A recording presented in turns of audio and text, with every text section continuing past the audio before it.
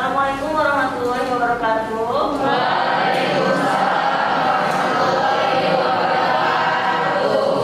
Hari ini kita bertemu di mata kuliah perawatan gawat darurat dan manajemen bencana. Sudah kenal belum dengan Ibu? Sudah. Siapa nama Ibu coba? Karena Ibu belum pernah masuk ya di tingkat 2. Jadi ini pertama kita bertemu di tingkat 3. Tentunya kalau di luar kita pernah ketemu ya. Walaupun kemarin pandemi nggak ke kampus, tapi ada kali ya beberapa kali ketemu. Nah, di mata kuliah keperawatan gawat darurat ini ada 5 SKS ya. Jadi Anda di mata kuliah ini adalah bebannya 5 SKS ya. Kita lihat untuk RPS-nya. Nah, pertama di capaian pembelajaran kita lihat ya. Pertama, menguasai perspektif keperawatan gawat darurat. Kemudian konsep keperawatan gawat darurat. Jadi itu merupakan yang harus Anda kuasai di mata kuliah keperawatan gawat darurat ini. Kemudian bagaimana konsep penatalaksanaan bantuan hidup dasar ya. Selanjutnya yaitu penilaian korban atau triase, pemilahan korban ya, untuk dilakukan prioritas mana yang harus didahulukan tindakannya. Kemudian menguasai konsep pengkajian keperawatan gawat darurat ya. Pengkajian pasien di keperawatan gawat darurat itu berbeda dengan pengkajian di keperawatan lainnya. Misalnya di medical bedah, di anak, di maternitas, keluarga, nah itu akan berbeda dengan di keperawatan gawat darurat. Ya. Kemudian menguasai sistem pelayanan gawat darurat. Kemudian selanjutnya konsep prinsip bencana, penanggulangan bencana secara terpadu. Nanti di sana akan dijelaskan di topik tersebut bagaimana peran perawat pada saat kondisi bencana. Ya, karena kita sebagai tim bagian dari tim medis yang akan memberikan pelayanan medis pada korban bencana. Kemudian harus menguasai prosedur bantuan hidup dasar, kemudian prosedur tindakan bencana. Ya. Kemudian selanjutnya deskripsi mata kuliah. Ya. Sesuai dengan capaian pembelajaran yang sudah dijelaskan sebelumnya, tentu deskripsi juga berisi topik-topik tersebut yang sesuai dengan capaian pembelajaran, yaitu perspektif, konsep gawat darurat, pelaksanaan bantuan hidup dasar, kemudian triase, pengkajian, penatalaksanaan bencana, prosedur bantuan hidup dasar. Nah, ini ada kekhasan ya, kekhasan di mata kuliah gawat darurat dalam hal assessment atau pengkajian. Sebagaimana proses asuhan keperawatan, kita kan ada berapa langkah tuh proses asuhan keperawatan? Ada apa? Yang pertama apa? Pengkajian. Terus penentuan diagnosa. Selanjutnya penentuan intervensi, betul, rencana keperawatan. Terus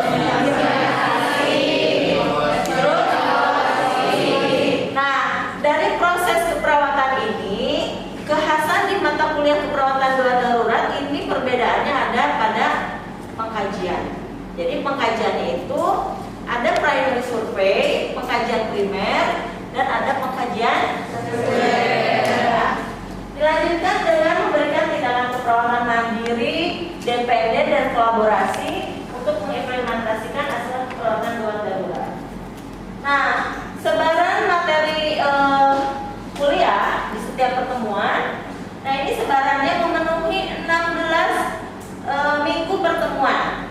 Ya. Jadi kita dalam satu semester ini ada 16 minggu, di mana 2 minggu itu untuk UTS dan UAS, 14 pertemuannya itu untuk pembahasan topik-topik untuk pencapaian capaian pembelajaran. Ya. Di mana pertemuan pertama membahas perspektif konsep, kemudian pertemuan kedua tentang bantuan hidup dasar, kemudian pertemuan ketiga tentang triase, kemudian pertemuan keempat konsep pengkajian, kemudian pertemuan kelima prosedur bantuan hidup dasar, kemudian yang keenam di manajemen gawat darurat.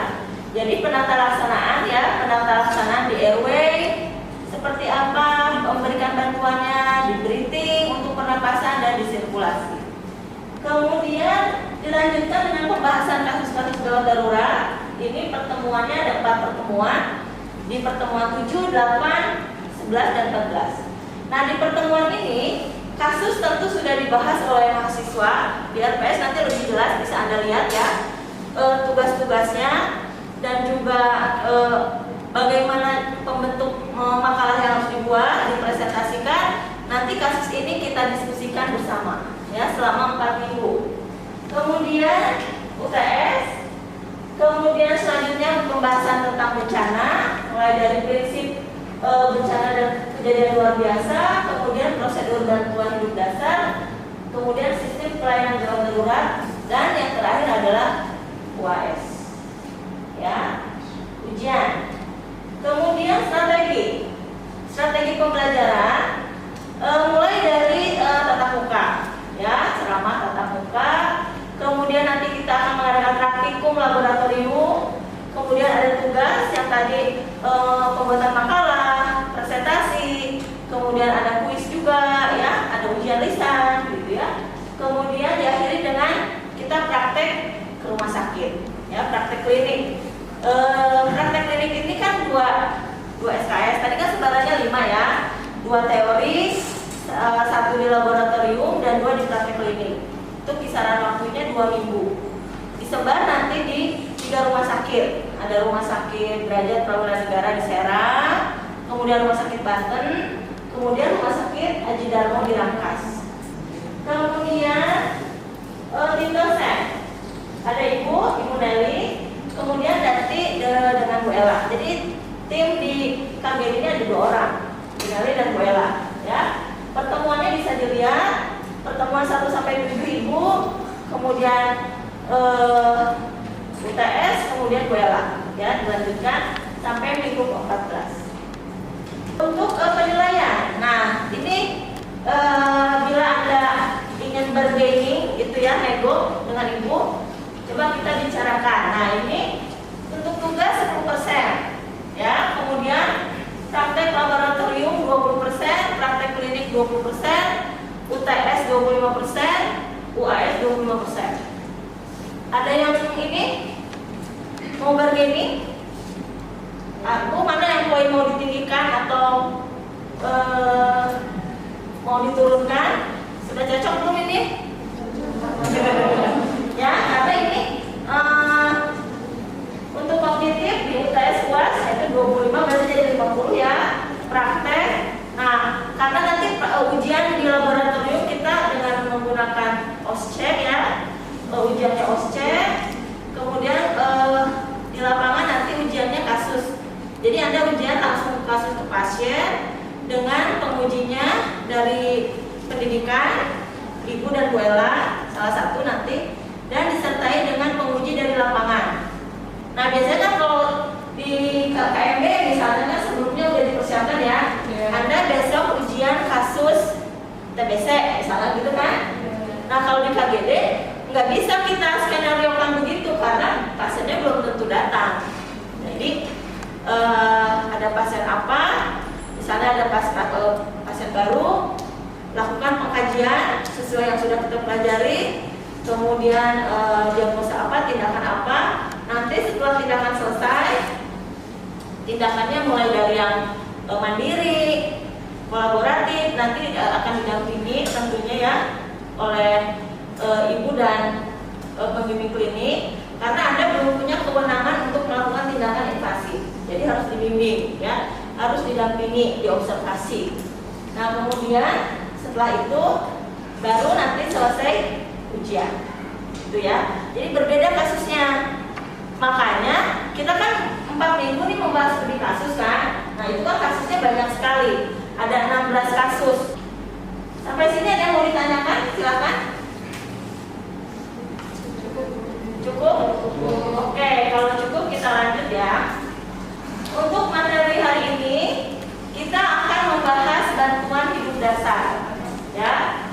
materi bantuan hidup dasar. Berarti kalau ada kata-kata hidup dasar, pemberian bantuan. Kira-kira pemberian bantuan apa tuh yang paling dasar? Pernapasan. Pemberian apa tuh? Oksigen. Terus apa lagi? Jalan napasnya dibebaskan. Nah, karena itu adalah yang paling dasar. Karena tanpa oksigen kita nggak bisa hidup, gitu kan? Untuk outline pembelajaran hari ini mulai dari definisi bantuan hidup dasar, rantai keselamatan pasien nanti akan dijelaskan, kemudian tahapan dari bantuan hidup dasar, prinsip utama dalam resusitasi jantung paru, kemudian defibrilasi dan posisi recovery pada pasien yang sudah dilaksanakan pemberian bantuan hidup dasar.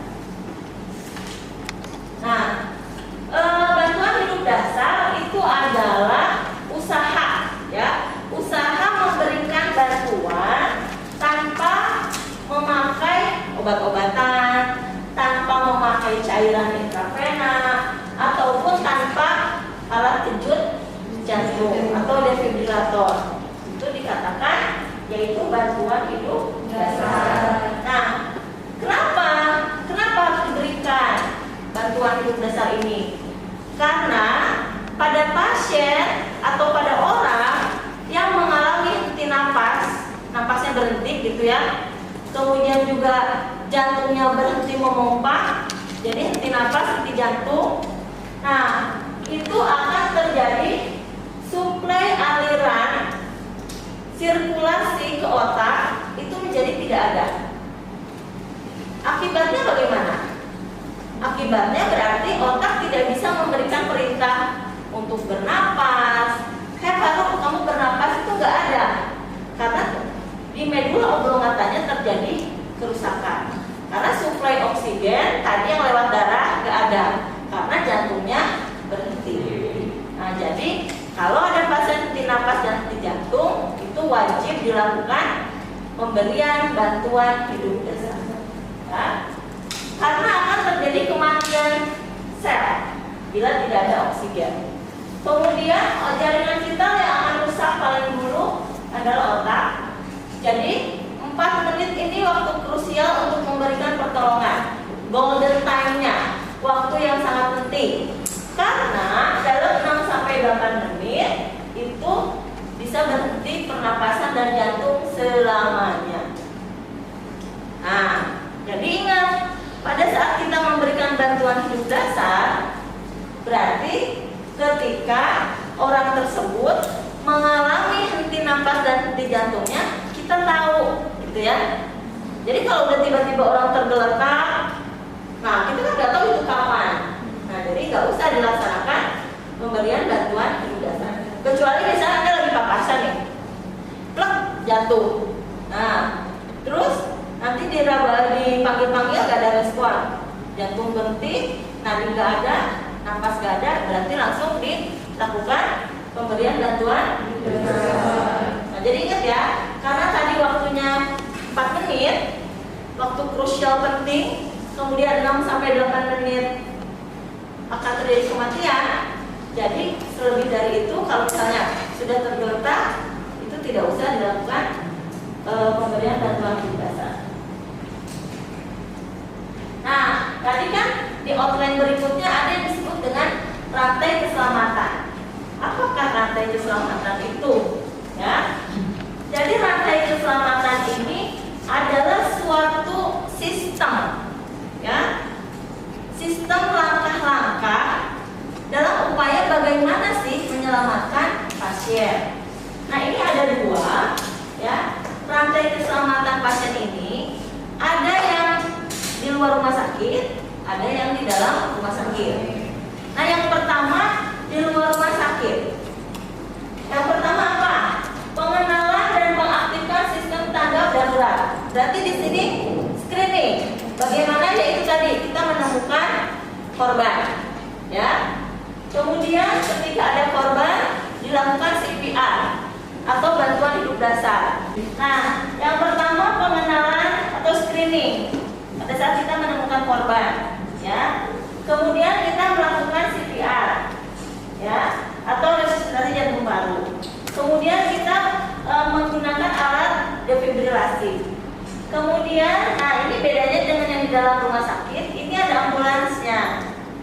karena kan itu di luar rumah sakit ya. Nah jadi kecepatan datangnya ambulans itu sangat berhubungan dengan tercapai tidaknya keselamatan pasien, gitu ya. Penemuan korban sekarang kan di rumah sakit sudah berlaku early warning system dan code blue. Sudah dengar? Ya. Sudah pernah melihat yang terjadi bila ada code blue? Pernah? Belum ya? Belum pernah ada kasus seperti itu? Kalau early warning systemnya? Pernah nggak? Bagaimana mengkaji pasien? Oke, nanti kita bahas. Nah, jadi ini screening penemuan kasus itu biasanya ada satu sistem rumah sakit namanya early warning system, di mana ketika ada korban sudah ada rencana kerja. Begini loh SOP-nya. Tim ini Anda yang melakukan resusitasi misalnya kompresi dada, ini yang memenuhi ventilasi, ini yang memakai alat defibrilator, ini yang memberikan obat, cairan infus, dan juga ada yang bertindak sebagai dokumenter, yang nulis, ya, mendokumentasikan. Kemudian sama RJP, defibrilasi dan advance, ya, dengan lanjutan obat-obatan. Kemudian selanjutnya, nah, secara umum tahapan bantuan hidup dasar, nah bisa dilihat tuh. DR, D-nya apa? D, danger, ya. Ingat 3A apa aja? Aman.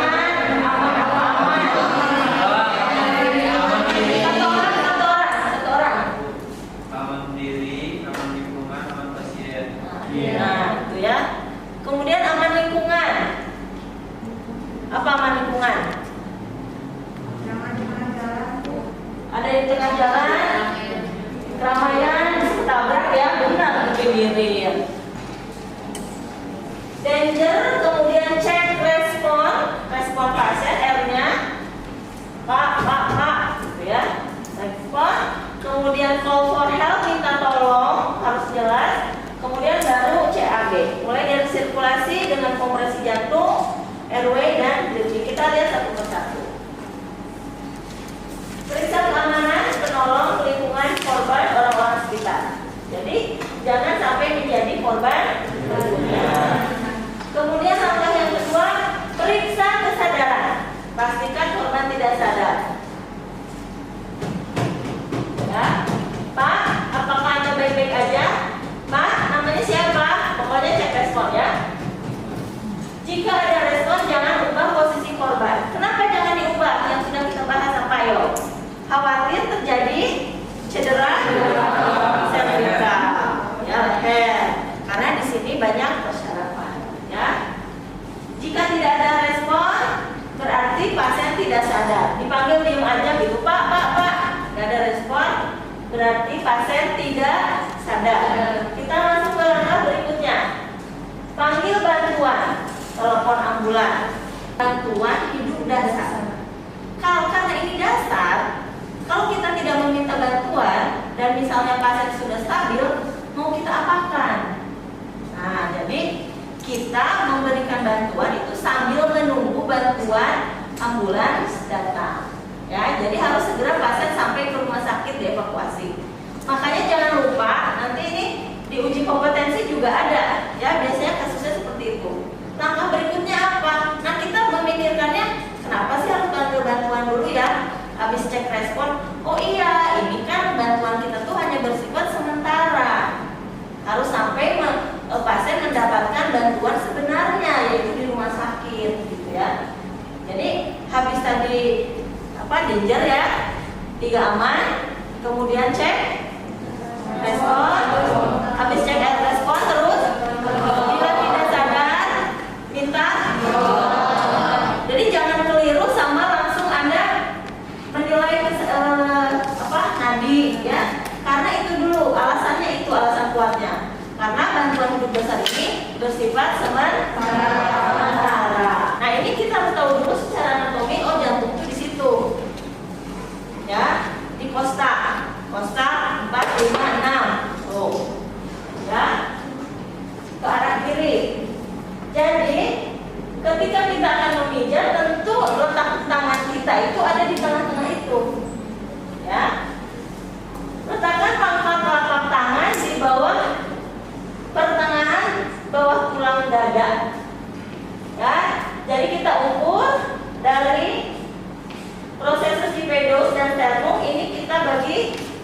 dua, ya biar gampang. Kita ukur dari atas dan dari bawah, ya. Atas bawah kemudian kita bagi dua. Nah kalau pada pasien bayi, anak itu jadi gampang dari pertengahan nipple puting susunya. Jadi kalau dewasa dari atas bawah ukur tengah-tengahnya, ya. Seperti itu baru kita letakkan lapaknya. Kemudian kita kompresi. Nah ini sesuai guideline dari AHA 2015, ya, update AHA. Kompresi ini kedalamannya kita tekannya itu 5 sampai 6 cm. Nggak boleh kurang, nggak boleh lebih. Kalau kurang nanti jantungnya nggak kepijat. Kalau lebih khawatir terjadi fraktur pada kosta, liganya nanti patah, ya. Kemudian laju kompresinya 100 sampai 120 kali per menit. Anda nanti bisa download aplikasi ada ya untuk menilai gerakan kita apakah sudah pas belum 100 sampai 120. Ada iramanya, gitu ya. Biar kecepatannya pas. Kenapa kecepatannya harus seperti ini? Karena ini seperti kecepatan pompa jantung nadi. Nadi itu kan pompaan jantung, ya. Nadi normal pada dewasa berapa? 60 sampai 100. Nah, makanya ini kenapa harus 100, ya? Supaya menciptakan pompaan seperti jantung yang normal, ya. Nah, kita lihat kapan kita hentikan DHD. Satu, tentunya bila nadi dan nafas sudah kembali. Jadi pas kita cek, nadi udah ada, nafas dadanya udah naik turun, nah berarti kita berhentikan. Kemudian pasien sudah dialihkan ke tingkat advance ke rumah sakit, ya. Jadi kita yang sebagai penolong primer sudah ada penolong sekunder, ya. Kemudian sudah diketahui adanya tanda-tanda kematian irreversible. Artinya tanda-tanda kematian irreversible itu adalah tanda kematian yang tidak bisa pulih, berarti sudah mati, gitu ya, sudah dikatakan terjadi kematian. Kemudian penolong sudah kelelahan, ya. Kemudian adanya perintah DNR order, do not resuscitation. Misalnya keluarganya pasien sudah penyakit terminal, kanker stadium 4, ya. Jadi kan sudah itu mah memang waktunya pergi gitu ya. Ya, berarti itu namanya perintah DNR order, do not resuscitation, ya. Pasien penyakit terminal biasanya seperti itu. Atau sudah ada terjadi misalnya kematian batang otak sini, ya. Jadi kalau batang otak sudah terjadi kematian, nanti kalau alat ventilatornya dilepas, juga pasien akan meninggal, ya. Kemudian 30 menit setelah yang advance life support life-nya dilakukan dan tidak berhasil, ya. Nah kita lihat yang dikatakan tanda-tanda kematian irreversible, ya.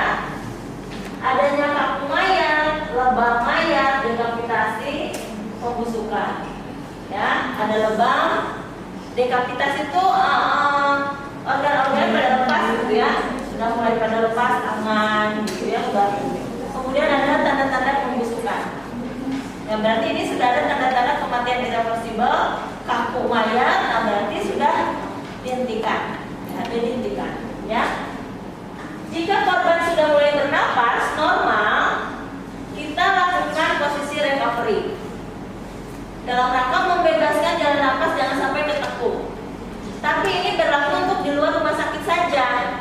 Karena kalau di dalam rumah sakit, kalau napas sudah kembali normal, akan dilakukan yang advance, ya, pemberian obat-obatan, pengaturan posisi yang sesuai dengan penata laksanaan yang advance. Ini untuk pre-hospital di luar rumah sakit. Kita miringkan pasiennya, ya. Caranya pertama tangannya, ya. Tangan kita tekuk, kepimpikan, terus balikkan. Pada saat membalikkan, si penolong berada di depannya, jadi dibalikannya ke kita. Sampai kapan Bu ini? Sampai pertolongan dapat.